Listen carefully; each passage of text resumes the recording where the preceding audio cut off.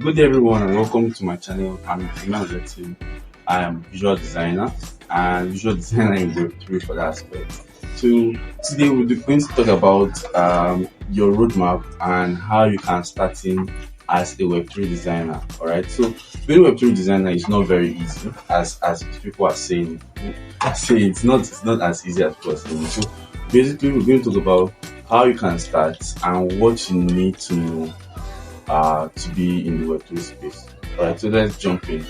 Alright, so today we're just going to talk about Web3 and design. So just take those two words as different, right? They are different things. Right? Design is something on its own. Web3 is another thing on its own. Alright. Now, Web3 is very, very interesting. It's a very interesting topic. It's just basically about decentralization. Alright. So decentralization is basically just this time where we have no one in charge, right? Just put it like that. No one in charge. Okay, let me get so this is a very, very interesting illustration. So I have my crayon or my color pencil, and then this is the green one, this is like the pink one, and then the pen here. Alright, so let's say this crayon wants to buy something from this crayon. With decentralized system, the person will need a middleman, right, to get it through, right? But for decentralized, it's quite different. So let's say, let me give you another instance, right? So I brought more pencils. I brought pencils actually now. So for decentralized, it's actually quite different. So since everybody, this one wants something, another person wants another thing, so everybody wants something. So instead of them to be middlemen, everybody just like passing everything through, and everybody has equal power, right? Equal stuff. So nobody's in charge, nobody's in control. But that's just like a simple illustration of decentralization and centralization, right? Centralization, we have two people, they need a middleman. Yeah, very simple. But I'm going to brief everything down on the in the description below about Web3 and centralization basically. There is just quite a lot of things going on in the Web3 space. So things, there are just a lot of things, right? So we'll talk about that maybe. So let's talk about design. Design is very simple. Design is basically visual communication. Me using an image to talk to you, right? So it can be anything. It can be anything. Design comes in two forms. It's either good or it's bad. And you came here to know about Web3 design, and I don't want to assume, but I would say you maybe came through as a total beginner or a Web2 designer. That's a person that has been designing for B2B businesses and other sectors that's not in crypto or Web3, and that's totally fine. I'm still going to treat you as a total beginner so that you can get all the basics from top to bottom. All right. So basically, still obeys all the for Web3 design. Still obeys all the laws for design, but just basically for Web3, they're trying to communicate to Web3 enthusiasts, Web3 users, investors, a lot of people, right? So you have to use elements that will speak those words to them in the Web3 space. All right. So, but first, you need to understand the basics of design, which is the principles and the elements, right? Those are those are like your foundation.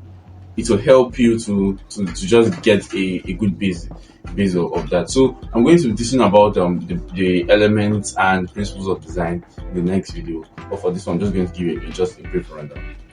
All right. So basically, we're going to talk about that in the next video. But then, before you go into this journey with me, I need to understand that design is not just design.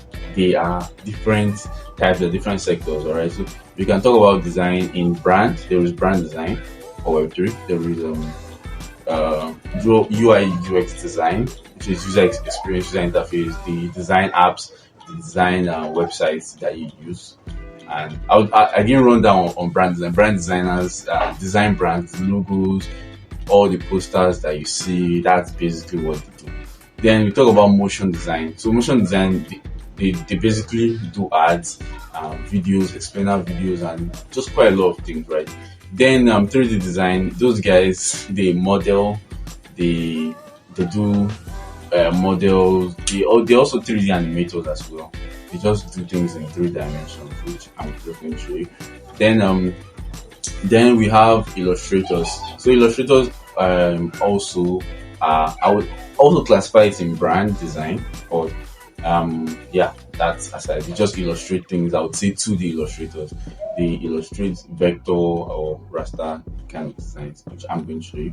Then yeah, yeah. So I'm going to personally be teaching brand design, user interface and user experience design, and illustration. Nothing more, nothing less, please. All right. So those are your expectations from me. I don't know everything, and even for brand design, I don't know everything, right? I'm just giving you like the best I know, which is going to be more than enough for you. So just expect as much as you can. But for 3D design and motion, I'm not going to teach that. All right. So just to get that right in there. Then yeah. So very very important.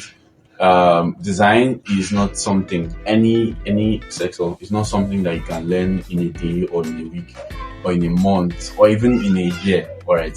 For the year, you can actually learn it in a year. At least design good becoming a good designer comes with consistency, right? So you need to be consistent every single day. You need to keep designing every day to become very good. And designing with purpose, right? You need to understand why you're designing.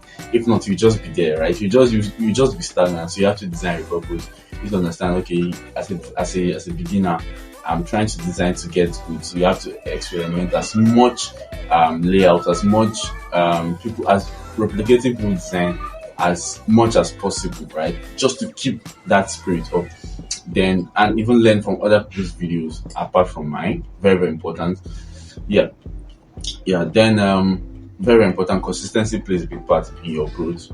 So you have to be very consistent. Okay. Then but I actually started this channel just because a lot of people have been asking me to teach Web3 design, and I'm here. So basically I'll just say this for the first video.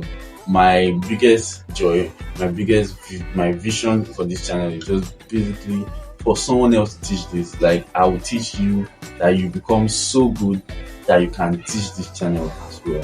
That would be like my biggest joy. All right. So whatever I'm teaching, just pay attention and learn. I'm going to make sure it's going to be as simple as possible. Right.